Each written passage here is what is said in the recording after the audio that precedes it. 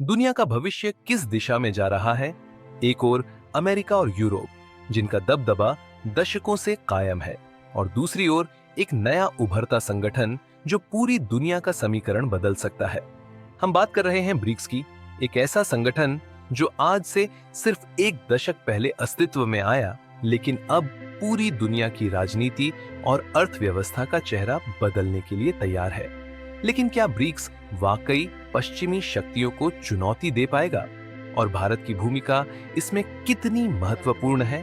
और नरेंद्र मोदी का पिछले 3 महीने में 2 बार रूस की यात्रा के पीछे कौन सा तथ्य है? तो दोस्तों, आज के इस वीडियो में हम वो सारी जानकारी देंगे जिनके बारे में आप रोजाना न्यूज चैनल्स में सुन रहे होंगे।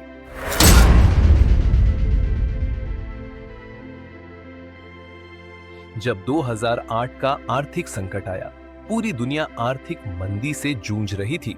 उस समय पश्चिमी देश, जो विश्व के आर्थिक नेता थे, संकट का सही समाधान ढूंढने में असफल रहे।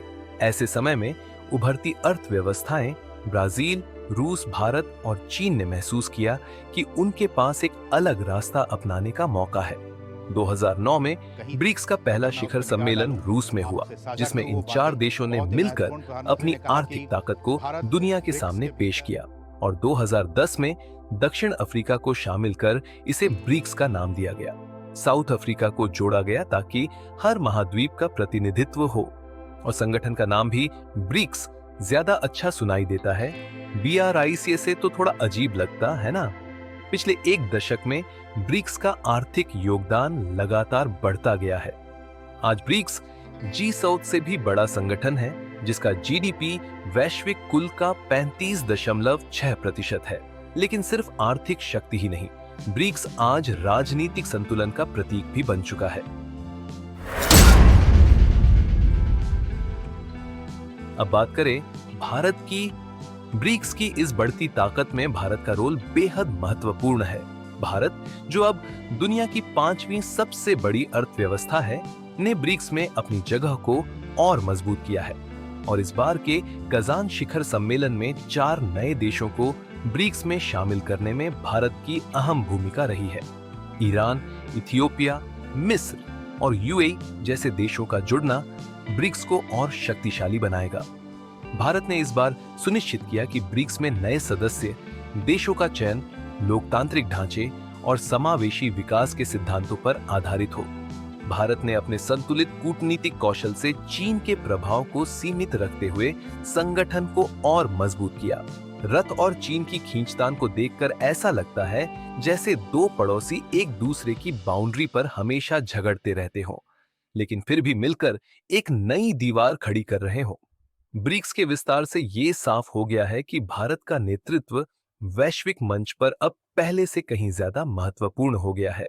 लेकिन क्या ये विस्तार ब्रिक्स को और मजबूत बनाएगा, या इसमें नए विवादों की शुरुआत होगी?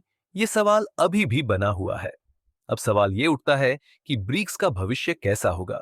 क्या ब्रिक्स पश्चिमी शक्तियों को चुनौती दे पाएगा, या फिर यह संगठन अपने ही अंदर की खींचतान से कमजोर हो जाएगा?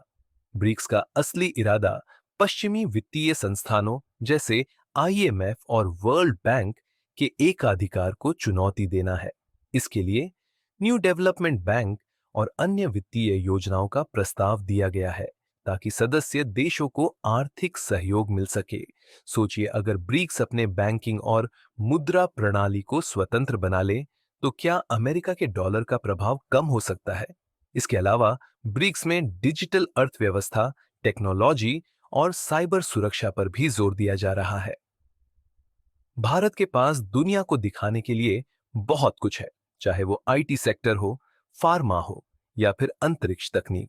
इस पूरे सफर में ब्रिक्स सिर्फ एक आर्थिक संगठन नहीं, बल्कि एक नई दुनिया के निर्माण का मंच बन रहा है।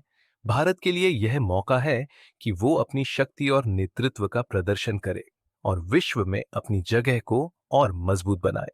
अगर आपको यह जानकारी उपयोगी लगी, तो हमारे चैनल को सब्सक्राइब करें और देखिए हमारा अगला वीडियो।